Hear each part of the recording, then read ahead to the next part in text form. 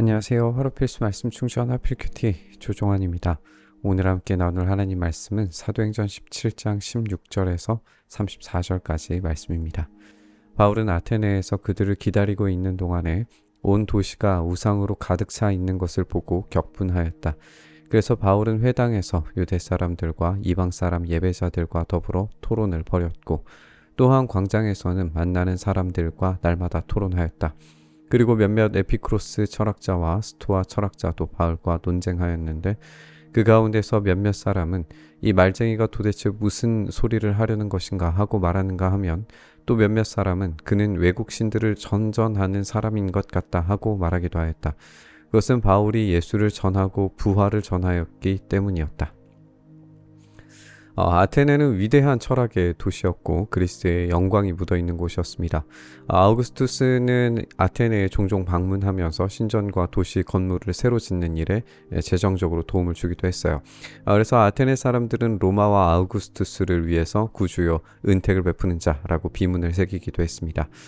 바울이 방문했던 도시 중에 가장 오래된 도시 중에 하나였기 때문에 많고 다양한 우상들이 있었습니다. 에베소 극장 하나에만 29개의 아르테미스 여신 금신상과 120개의 니케와 에로스 신상이 있었다라고 추정이 됩니다. 그렇다면 더 많은 신전과 또 광장에 수많은 그리스의 신들이 서 있었을 것이 틀림이 없죠.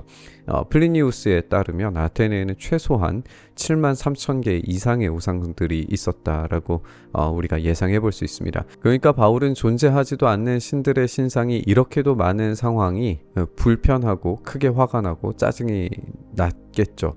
그래서 바울은 격분합니다. 바울은 유대인뿐만 아니라 이방 예배자들과도 더불어서 토론하고 논쟁해요. 근데 이에 대해 아테네가 보이는 반응은 그래서 또 다른 신 하나를 더 추가하려고 하는 것인가? 라고 그렇게 질문하는 걸 보게 됩니다.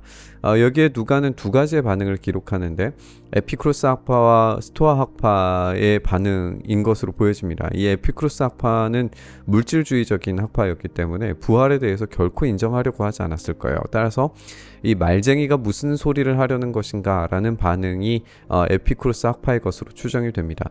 사실 이 말쟁이라고 하는 말이 굉장히 경멸적인 말이어서 쓰레기 같은 것을 먹는 동물처럼 아무 말이나 짓거리는 자라는 뜻을 가지고 있습니다.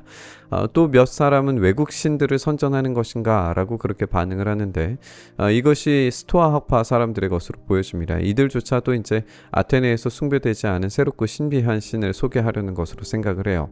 여기에서 바울이 예수를 전하고 바울을 전했다라고 이렇게 전하는 내용이 두 개처럼 보여지게 이렇게 기록하고 있는데 아마 그들의 이해에 따라서 예수를 하나의 신으로 또 부활을 하나의 신으로 이렇게 따로 소개하고 있다라고 착각한 것으로 보여집니다. 어쨌든 이들의 이런 물질주의적인 세계관과 다원주의 세계관 속에서 바울의 보급은 굉장히 유약해 보이고 연약해 보입니다.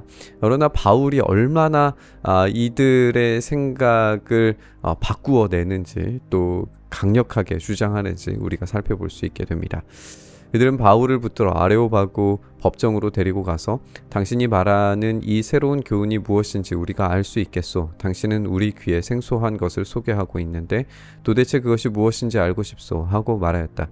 모든 아테네 사람과 거기에 살고 있는 외국 사람들은 무엇이나 새로운 것을 말하고 듣는 일로만 세월을 보내는 사람들이었다. 사람들은 조금 더 조사가 필요하다라고 생각했던 것 같아요. 바울을 체포까지는 아니지만 붙들어서 아레오바고 법정으로 데리고 와서 바울의 주장을 들으려고 합니다. 이것은 단지 알고 싶다라는 정도의 수준이 아니라 조금 더 많은 정보와 설명을 강하게 요청하는 것으로 이해할 수 있어요. 여기에 누가는 아테네 사람들과 거기 사는 외국 사람들은 새로운 것을 말하고 듣는 일로 세월을 보내는 사람들이다 이렇게 부가 설명을 붙이고 있어요. 따라서 이들에게 복음은 새롭지만 무조건적으로 거부할 사람들은 아니었다는 걸 보여줍니다. 하지만 그들의 이해와 인식에 맞지 않는다라고 판단이 들면 거침없이 거절하고 쫓아낼 겁니다. 그들의 생각과 기대감에 맞춰서 전혀 새로운 이론을 전하는 것이 오늘 바울의 목적은 사실 아닙니다. 오직 복음만이 바울이 유일하게 전하게 될 메시지입니다. 바울이 아레오바구 법정 가운데 서서 이렇게 말하였다. 아테네 시민 여러분, 내가 보기에 여러분은 모든 면에서 종교심이 많습니다. 내가 다니면서 여러분이 예배하는 대상들을 살펴보는 가운데 알지 못하는 신에게 라고 새긴 제단도 보았습니다. 그러므로 나는 여러분이 알지 못하고 예배하는 그 대상을 여러분에게 알려드리겠습니다. 우주와 그 안에 있는 모든 것을 창조하신 하나님께서는 하늘과 땅의 주님이시므로 사람의 손으로 지은 신전에 거하지 않으십니다. 또 하나님께서는 무슨 부족한 것이라도 있어서 사람의 손으로 섬김을 받으시는 것이 아닙니다. 그분은 모든 사람에게 생명과 호흡과 모든 것을 주시는 분이십니다. 바울은 아테네의 시민들이 모든 면에서 종교심이 많다라는 점을 먼저 지적하죠. 이 종교심은 경건한 삶의 태도 전체를 칭찬하는 뉘앙스로 읽을 수 있습니다. 그래서 이 경건한 삶을 만들어내는 종교심은 알지 못하는 신조차도 예배하려고 하는 거죠. 그런데 바로 이 지점에서 바울의 주장은 반전을 보여줍니다. 그들은 알지 못하는 신을 수없이 많고 다양해서 다 파악할 수 없는 그런 신들을 예상해서 알지 못하는 신이라고 불렀겠지만 그 알지 못하는 신의 정체를 바울은 확실하고 분명히 알려주겠다라는 겁니다. 하나님은 이방인들에게 스스로를 감추시고 비밀이 되셨습니다. 근데 이제는 스스로를 계시하셨기 때문에, 예수님을 통해서 계시하셨기 때문에 이들도 바로 그 알지 못하는 신을 알아야 할 때가 왔다는 겁니다. 바울은 아테네에서 보고 경험할 수 있는 신들과의 차별점을 설명을 해요. 그것은 그들이 인식하는 신들은 어떤 사람의 손으로 만들고 모양이 새겨진 것들로 신전에 있는 것이지만 과연 참된 신이 그런 인간의 손으로 지은 것에 한정된다면 참 신일 수 있겠는지 반문을 하고 있습니다.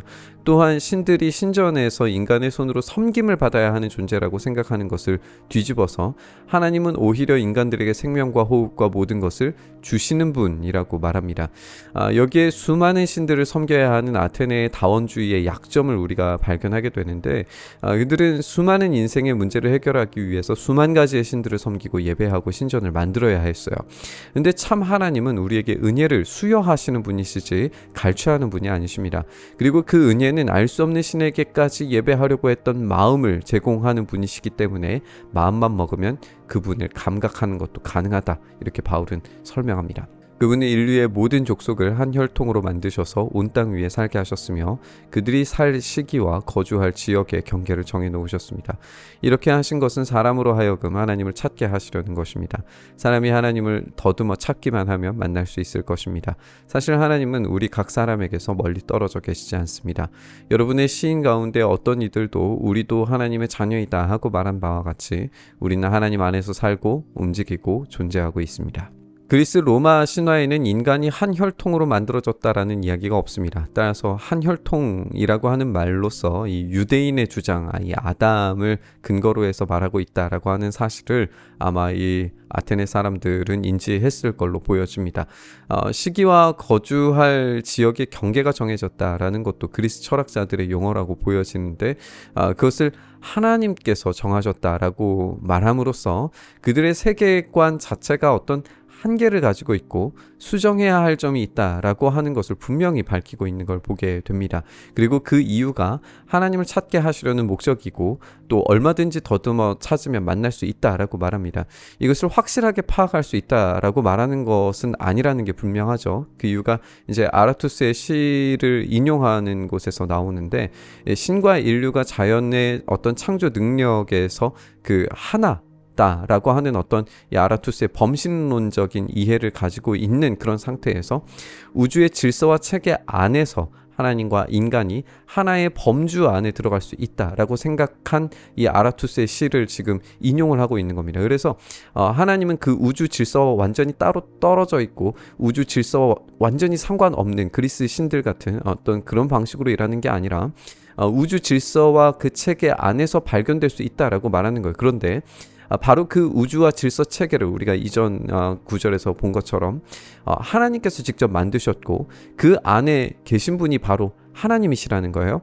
그래서 그들의 주장과 유사한 점은 이 질서 체계 안에 하나님과 우리가 동일하게 놓여져 있다라고 하는 점이고, 그리고 거기에서의 차별점은 뭐냐면 그 시대의 사람들은 그 우주적인 질서와 체계 속에 인간이 존재하지 신이 존재할 수 없다라고 생각했는데, 바로 하나님께서 그 질서와 체계를 만드시고 그 안에 계셔서 그 안에서 우리가 하나님을 발견할 수 있다라고 말하고 있는 겁니다.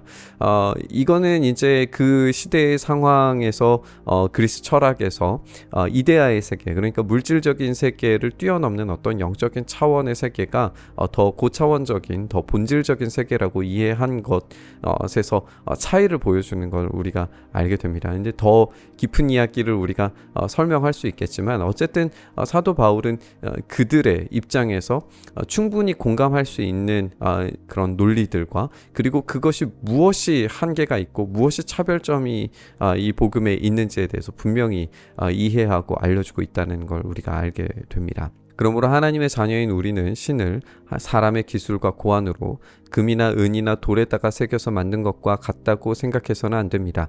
하나님께서는 무지했던 시대에는 눈 감아 주셨지만 이제는 어디에서나 모든 사람에게 회개하라고 명하십니다.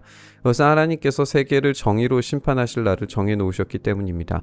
하나님께서는 자기가 정하신 사람을 내세워서 심판하실 터인데 그를 죽은 사람들 가운데서 살리심으로 모든 사람에게 확신을 주셨습니다.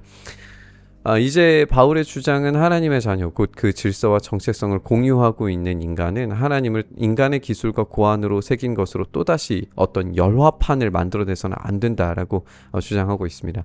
세계의 원리, 그러니까 스토아 학파의 용어로서는 로고스가 될 텐데, 로고스 그 자체이신 분이 직접 계시하였기 때문에 자기를 직접 계시하지 않으셨을 때에는 이 열화판을 만드는 행위들에 대해서 눈 감아 주셨지만, 무시하셨지만, 이제는 직접 계시하셨고 그것을 지금 알려주고 계시기 때문에 그 영광의 하나님을 오염시키고 왜곡해서 열화판을 만들어내는 것에 대해서 이방인들도 회개해야 된다라고 주장합니다.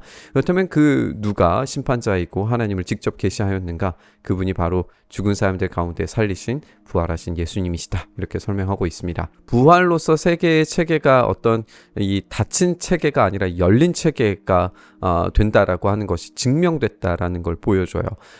이 세계 속으로 직접 들어오셔서 확인시키신 사건이 되는 거고, 허구적인 신이 아니라 모든 사람에게 확신으로 경험할 만한 참된 하나님이시라는 것을 보여줍니다. 그러니까 이 에피쿠로스 학파나 스토아 학파가 생각하는 어떤 물질주의적인 체계, 아니면 이제 이 물질을 뛰어넘는 어떤 본질적 진리의 체계가 따로 있다라고 하는 사람들에게 동의되는 부분들도 있지만, 분명히 다른 것은 이 세계가 우리가 하나님과 함께 공감하며 함께 누리고 있는 하나님이 만드신 그 체계 속에서 우리가 살아가고 있다라는 것이고, 어떤 영적인 차원에서의 따로 떼어진 진리 체계가 따로 있는 것이 아니라 여기에 이 부활이라고 하는 직접적인 일하심을 보여주심으로써 이곳이 바로 이 진리의 세계가 될 수 있다라는 것을 확신으로 경험하게 만드신다라는 거예요. 그래서 이 이야기에 대해서 에피쿠로스 학파는 당연히 비웃을 수밖에 없습니다. 물질주의 체계에 놓여져 있는 사람들로서는 부활에 대해서 인정을 할 수가 없는 거죠. 또 스토아 학파 사람들에게는 이 부활로서 물질의 체계로 왜 다시 왔는가에 대해서 궁금할 수밖에 없습니다. 그 반응을 이제 보여주게 되는 거죠. 그들이 죽은 사람들의 부활에 대해서 들었을 때에 더러는 비웃었으나 더러는 이 일에 관해서 당신의 말을 다시 듣고 싶소 하고 말하였다. 이렇게 바울은 그들을 떠났다. 그러나 몇몇 사람은 바울 편에 가담하여 신자가 되었다. 그 가운데는 아레오바고 법정의 판사인 디오누시오도 있었고 다마리라는 부인도 있었고 그 밖에 다른 사람들도 있었다. 사람들은 부활에 대해서 비웃습니다. 우리가 앞서 이야기한 것처럼 그리스 개념에서는 영혼의 불멸을 믿었기 때문에 이 영혼이 더욱 높은 차원의 실제인데, 여기에서 굳이 이 물질성을 가진 육체로 다시 살아난다는 게 말도 되지 않는 그냥 말장난이다, 이렇게 생각한 것이 분명합니다. 그래서 이것을 이해할 수 없는 사람들은 죽음은 그저 아무것도 없는 상태, 영원한 잠일 뿐이라고 생각했고, 이 일에 관심을 가진 사람들은 아마도 이제 그 죽음 너머의 세계가 새롭게 되어서 이 땅에 나타나게 된 이야기에 대해서 궁금하게 느꼈을 겁니다. 이곳에서 이제 분명히 회심한 사람들이 언급이 됩니다. 아레오바고 법정의 판사인 디오누시오도 있고 다마리라는 부인도 있고 다른 사람들도 있다라고 이렇게 언급을 하고 있어요.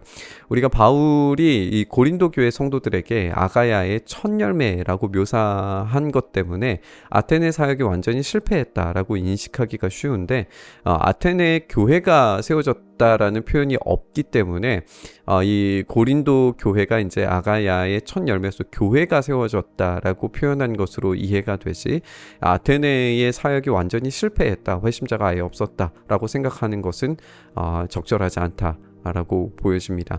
오히려 이곳에서 이 바울의 설교를 통해서 회심자가 있었다라고 하는 사실이 우리에게 주는 도전이 있습니다. 우리의 시대만큼 사실 다원주의적이고 또 물질주의적인 시대가 있을까 생각이 들어요. 그렇다면 바울의 설교 방식이 우리에게 회심이 경험된 어떤 이 방식의 허용 범위를 알려준다라고 그렇게 볼 수 있을 것 같아요. 바울은 당시 사람들의 철학에 대해서 깊이 이해하고 있음이 틀림이 없고 그 논리들에 대해서 인정하고 수용할 부분들에 대해서 언급하고 있다는 걸 보게 됩니다. 그리고 그 공동의 이해에서부터 차이를 분명하게 말하고 그것이 어떻게 다른지에 대해서 또 어떻게 대안이 되는지에 대해서 말하고 있어요. 그 결론이 부활의 주님이시라는 걸 우리가 확인하는 거죠. 우리는 이 시대의 흐름과 이야기 속에서 공동의 부분을 찾아야 됩니다. 그리고 그 공동의 인식 속에서 분명히 다른 이야기, 부활의 주님을 이야기해야 됩니다. 그 열매와 결과는 사실 주님께 달려있기 때문에 우리가 전하는 것조차도 두려워해서는 안 된다는 도전을 우리가 바울을 통해서 느끼게 되는 것 같습니다. 우리는 이 복음을 전해야 할 책임에 대해서 게을러서는 안 됩니다. 오늘 그 복음에 합당한 논리와 지식이 그 담대함과 용기가 있기를 바라면서 우리 묵상의 자리로 나아가시죠.